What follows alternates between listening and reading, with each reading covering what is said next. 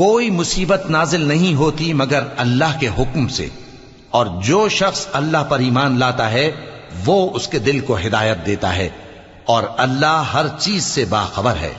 اور اللہ کی اطاعت کرو اور اس کے رسول کی اطاعت کرو، پس اگر تم منہ پھیر لوگے تو ہمارے پیغمبر کے ذمے تو صرف پیغام کا کھول کھول کر پہنچا دینا ہے۔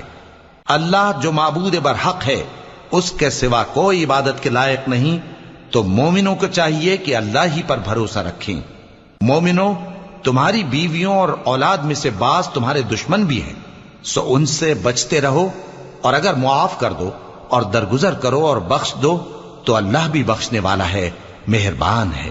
تمہارا مال اور تمہاری اولاد تو آزمائش ہے، اور اللہ کے ہاں بڑا اجر ہے، سو جہاں تک ہو سکے اللہ سے ڈرو اور اس کے احکام کو سنو اور اس کے فرمانبردار رہو اور اس کی راہ میں خرچ کرو، یہ